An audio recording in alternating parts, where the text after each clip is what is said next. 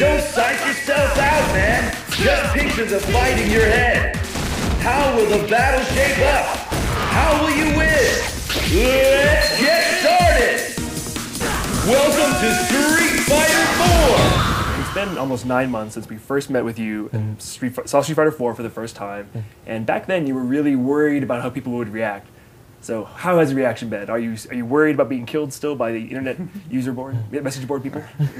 本当にありがたいことにですね。Yeah, actually, I feel really lucky. I no longer feel that my life is under threat. We had a lot of feedback coming in from location tests and stuff in Japan, and at first there was a lot of negative reactions. What we found when we looked into some of these, a lot of them were from players who hadn't actually played the game, but were imagining what might be wrong with it, and they were actually writing things that weren't even real. So once we did more and more location tests and started getting better and better and more detailed feedback, things gradually got more and more positive. What was negative was specific enough to act on. So we're definitely headed in the right direction. The feedback in Japan, the reaction in Japan has been very good. North American reaction has been very good. The only thing I'm worried about now is when the arcade game is ready, it'll go beyond Japan to the rest of Asia, and it'll end up in Korea and Hong Kong and some other countries out there. So now I'm just a little concerned about what kind of reaction they'll have there. If they start threatening me, I might have to move to the States to escape.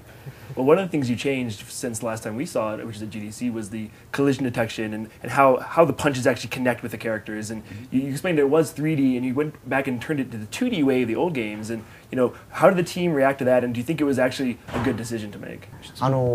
まずですね、AOU の時になんか雰囲気が違うな。でその後にいくつかロケーションテストしながら。Yeah, so basically, back from the AOU version, the first time people got to play it, and some subsequent location tests at GDC as well. A lot of people noticed that something just seemed to be kind of off about the collision. So when we really took a close look at that, this is around April-May timeframe, we decided that this might be something worth looking into. This could really change the way the game feels for the better. So basically, the staff, they're not stupid. They kind of knew this might happen. They're sort of suspecting it themselves when it comes to these kind of games. Sometimes you need the collision box to be bigger than the fist or smaller. If you're talking about Dhalsim, you only want the very front of his arm to actually collide. You don't want his elbow to hit somebody if they jump on it or something weird. So they kind of knew it was coming, in all honesty. It came later than they expected, and that's where the problems came in. By the time we actually decided, okay, let's change this, they were like, oh, we knew this was coming, but seriously, dude, we have like a month. So that was kind of rough, but they knew what they had to do. They're not only smart, they're dedicated. And they may have complained a bit here and there, but they were up to the task, and we did manage to get everything where it needs to be, and I think it was the right decision to make. As you can see from the new version, maybe you've played it, it probably feels a little different to you. It certainly felt different to a lot of the test players with the location tests. We have little surveys for people to fill out and hand in to us, and at first we were getting a lot of comments about the controls didn't quite feel right, or there was something weird with the collision. Those comments pretty much dropped down to zero, and this time they were much more focused and very specific. It seems like players now are past the general feel of the game. They understand it and like the way it feels. Now they're just getting into the specifics of getting good at certain characters. And that's really good to see. Everyone seems to think that it plays quite naturally now, which is great to hear. Exploits will surprise and amaze. Earn both fans and rivals by showing off your... 9 months ago, when we were asking about characters, we said there's only one girl, Chun-Li. They need more girls, and so far, one more girl, Crimson Viper. So in America, we would call Street Fighter 4 a sausage fest. Where are all the girls? もうそういう話が今日来る。I had a feeling you'd ask that, and my answer is you have to wait and see what happens with the home version. And adding poison doesn't really count. Yeah, that would complicate things in North America, considering the gender specifics of this character in each region. So yeah, you can count on it not being poison. I'd say that's a safe assumption. Story just waiting to be discovered. The ring plays host to many... Did Rufus come before Tekken had Bob, or are you guys trying to compete with Bob, see who can have the fattest character? It's hard to pinpoint exactly which got started first in the design phases. I can tell you that Rufus was already designed and undergoing implementation in the game when we first heard about Bob. Of course, I personally then went and played Tekken in the arcade during location testing to see what kind of character he was, and I wasn't worried about it once I played as him. I was worried at first, but he moves entirely differently than Rufus, has an entirely different moveset.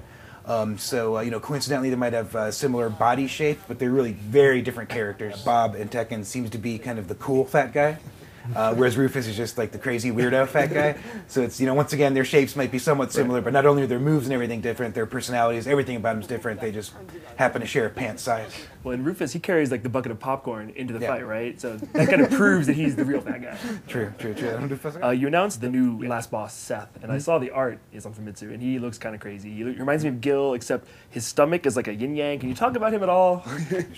彼に関してはですね、まだ細かいところはですね、もうここで喋っちゃうと。 Well, I'm afraid to talk too much about Seth. If I tell you everything now, I won't have a chance to meet with One Up again. What I can tell you is that he's certainly no ordinary human, and I mean that in a very real sense. I mean, Dawson is no ordinary human either, but there's obviously something really weird going on with this guy. That's your big hint for today. The other thing I'll tell you is that he is most likely connected to the return of Shadowloo to some degree. Exactly how he's connected, ask again at E3, and we can give you all the details when we get closer to the consumer release. And although you haven't shown him yet, there's a lot of rumors going around that Dan Hibiki is back in the game. And also, if Dan's really funny, he's kind of just a joke character. Why bring back a joke character? ダンっていうのは、もちろんYeah, Dan is kind of an interesting case because personality-wise and storyline-wise, he is indeed, as you describe him, a joke character in every sense of the word. But as far as the way he plays, I think he's very technical and he's very focused on the high-level players. So he's kind of an interesting mix there. He would really bring some interesting gameplay elements into the game. To get good at Dan and figure out how to beat people like Ryu and Ken and Chun-Li with a character like Dan is a real challenge for people. So it could be really interesting to do something with him. I do want to make it clear, we have some character sketches of him, which we've given you guys. That doesn't mean for sure he's going in the game. We don't know exactly what we're going to do with him yet, but we're certainly thinking about it. We love Dan. Please be kind to Dan. He's a good guy. And in the anime clip you showed today, Shang Long was in there. And, everybody wonders, is he going to be in the game? Is he going to be playable? I'm going to say, is it Shenlong? I don't know. And of course, I really know, but we can tell you more about who that guy is at another time. I will drop you a big hint and say, will he be in the game playable, that particular character? Well, we probably wouldn't put a non-playable character in an animation like that and highlight him to that degree. So there's your big hint.